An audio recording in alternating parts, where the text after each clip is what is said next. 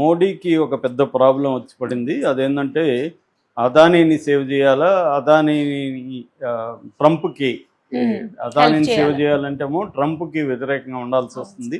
అదానీ ట్రంప్కి అనుకూలంగా ఉండాలంటే అదానికి ఇబ్బందికరమైన పరిస్థితి.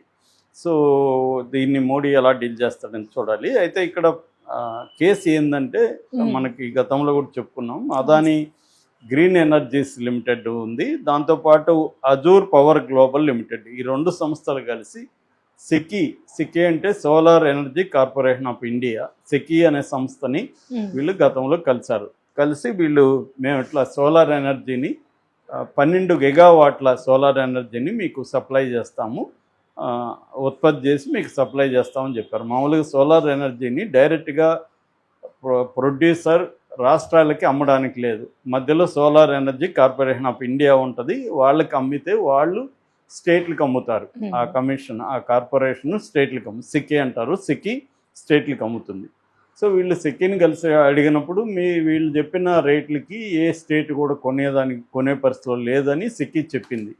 అప్పుడు వీళ్ళు ఏం చేశారు, జగన్ను కలిశారు. జగన్ ద్వారా ఇంకొన్ని స్టేట్లలో ఒప్పందాలు కుదుర్చుకున్నారు. ఈ 12 గిగావాట్లు జగన్ దాదాపు 8 గిగావాట్లు నేను కొంటానని వీళ్ళకి హామీ ఇచ్చాడు. అందుకని జగన్కి 1750 కోట్లు లంచం ఇచ్చారు. మిగతా స్టేట్లు తమిళనాడు, ఒరిస్సా, ఛత్తీస్గఢ్, జమ్మూ కాశ్మీర్, మొత్తం 5 రాష్ట్రాలకి ఒప్పందం చేసుకున్నారు. ఈ 5 రాష్ట్రాలు సెకీకి హామీ ఇచ్చాయి, మేము కొంటామని. సెకీతో ఒప్పందం వీళ్ళు చేసుకున్నారు. ఇప్పుడు ఈ 12 గిగావాట్ల సోలార్ ఎనర్జీ ఏదైతే ఉందో దాన్ని సెకీకి 20 ఏళ్ళ పాటు ఈ Adani green energies and Azure power global limited, ఈ రెండు కలిసి ఉత్పత్తి చేస్తే వాళ్ళు సెకీ ఈ రాష్ట్రాలకి ఇస్తుంది. ప్రధానంగా జగన్ అండ్ ఈ 4 రాష్ట్రాలకి అదానీ లంచం ఇచ్చాడు. ఇది అమెరికాలో కేసు పెట్టారు. అమెరికాలో ఏంటంటే ఒక చట్టం ఉంది, అది మనం మొన్న కూడా చెప్పుకున్నాం, FCPA అంటారు. అంటే ఫారిన్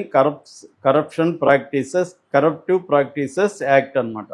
అంటే అమెరికాలో ఉండే కంపెనీలు కానీ, అమెరికాలో పెట్టుబడులు సమీకరించిన కంపెనీలు కానీ, అమెరికన్ స్టాక్ ఎక్స్చేంజ్లో నమోదైన కంపెనీలు కానీ విదేశాల్లో వ్యాపారం చేసేటప్పుడు విదేశాల్లో కరప్షన్కి పాల్పడితే ఈ చట్టం కింద శిక్షార్హులు. సో ఇక్కడ ఏమైంది, Adani green energies limited $2 billion American ఇన్వెస్టర్ల దగ్గర నుంచి పూల్ చేసింది, ఇన్వెస్ట్ చేసుకుంది. అంటే ఇది అమెరికాలో పెట్టుబడుల్ని కలెక్ట్ చేసింది కాబట్టి అదానీ మీద కూడా ఈ చట్టం వర్తిస్తుంది వాళ్ళ చట్టం ప్రకారం. అట్లాగే అజూర్ పవర్ గ్లోబల్ లిమిటెడ్ ఏదైతే ఉంది, ఇది అక్కడ అమెరికన్ న్యూయార్క్ స్టాక్ ఎక్స్చేంజ్లో ఇది నమోదైంది కాబట్టి ఇది అమెరికన్ కంపెనీ కిందకే వస్తుంది. ఈ రెండు కూడా ఆ చట్టం కిందకి వస్తాయి. ఈ చట్ట ప్రకారం వాళ్ళు ఏం చేస్తారంటే ఇప్పుడు 2 సంస్థలు కేసులు పెట్టాయి. ఒకటేమో securities and exchange commission, SEC అంటారు, SEC, securities and exchange commission. వీళ్ళేమో సెక్యూరిటీ మాల్ ప్రాక్టీసెస్ అంటే కంపెనీల మాల్ ప్రాక్టీస్ కింద సివిల్ కేసు పెట్టారు వీళ్ళ మీద, గ్రీన్ ఎనర్జీస్ అండ్ దీని మీద. అట్లాగే DOJ అంటారు, డిపార్ట్మెంట్ ఆఫ్ జస్టిస్, ఇది క్రిమినల్ కేసు పెట్టారు. అంటే ఒక క్రిమినల్ కేసు, ఒక సివిల్ కేసు అదాని మీద, అజూర్ పవర్ దీని మీద పెట్టారు.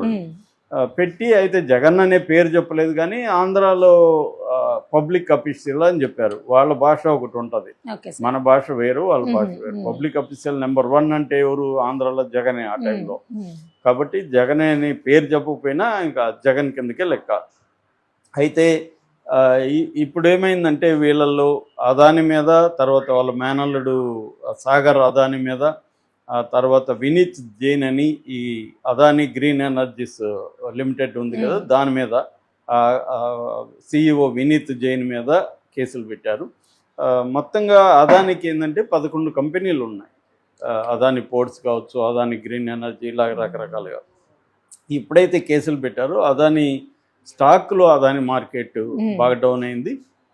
దాని తర్వాత అదానికి ప్రపంచవ్యాప్తంగా కూడా కొన్ని ఒప్పందాలు రద్దు చేసుకున్నారు. For example Kenya $2.6 billion project, అది ఎయిర్పోర్ట్లని ఇంప్రూవ్ చేయడం, పోర్ట్లని డెవలప్ చేయడం, సీ పోర్ట్లని, ఇవన్నీ కెన్యా విత్డ్రా చేసుకుంది, క్యాన్సిల్ చేసుకుంది. అలాగే ఫ్రాన్స్లో టోటల్ ఎనర్జీస్ అనే ఒక సంస్థ అదానీ కంపెనీల్లో $3.8 బిలియన్ ఆల్రెడీ ఇన్వెస్ట్ చేసింది. కొత్త ఇన్వెస్ట్మెంట్లకు కూడా ఒప్పందాలు ఉన్నాయి.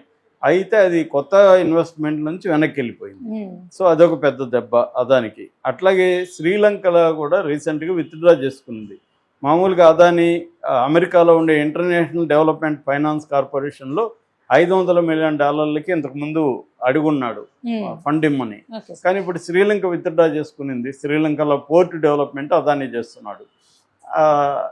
సో ఈ కార్పొరేషన్ నుంచి కూడా అదాని కూడా విత్డ్రా అయిపోయాడు. మాకు ఇప్పుడు అవసరం లేదు, ఎందుకంటే శ్రీలంక వద్దని. ఇలాగే ఇంటర్నేషనల్గా కూడా అదానికి బ్యాడ్ నేము, దీనివల్ల ఇబ్బందులు వచ్చాయి. నేషనల్ లెవెల్లో కూడా వాళ్ళ మార్కెట్ అనేది స్టాక్ మార్కెట్లో పడిపోయింది, మళ్ళీ కొంచెం పుంజుకుంది. సో ఈ నేపథ్యంలో మామూలుగా గత వారం మనం కూడా ఒక స్టోరీ చెప్పుకున్నాం. అదేంటంటే ట్రంప్ ఈ FCPA చట్టం ఏదైతే ఉందో, ఫారిన్ కరప్టివ్ ప్రాక్టీసెస్ యాక్ట్, దాన్ని పాజులో పెట్టాడు. ఆ పాజులో పెట్టింది ఈయన కోసమే పెట్టాడని కూడా యాంటీ మోడీ మీడియా కాంగ్రెస్ వాళ్ళు ప్రచారం చేశారు. నిజానికి అది అదాని కోసం చేసింది కాదు, అమెరికా కోసం ట్రంప్ చేశాడు. ట్రంప్ వేరే ఎవరికి కోసము చేయడు. ఆయన ఏ పని చేసినా తన కోసము, తన దేశం కోసమే చేస్తాడు. ఈ రెండే ఆయన ప్రయోజనాలు, తన సొంత ప్రయోజనాలు, దేశం ప్రయోజనాలు. కాబట్టి ఆయన ఉద్దేశం ఏమంటే ఈ ఫారిన్ కరప్టివ్ యాక్ట్ వల్ల అమెరికన్ కంపెనీలు విదేశాల్లో సక్సెస్ కాలేకపోతున్నాయి. అంటే పోటీలో చైనా సక్సెస్ అవుతుంది. చైనాలో కూడా పేరుకి చట్టం ఉంది కానీ వాళ్ళు ఏం పట్టించుకోరు. చైనా కంపెనీలు విదేశాల్లో లంచాలు ఇచ్చేసి వాళ్ళ ప్రెసిడెంట్లకి వాళ్ళకి అక్కడ, ఫర్ ఎగ్జాంపుల్ ఆఫ్రికాలో చాలా దేశాలు, నేను ఆ మధ్య కాంగోలో కొద్ది రోజులు ఉన్నాను.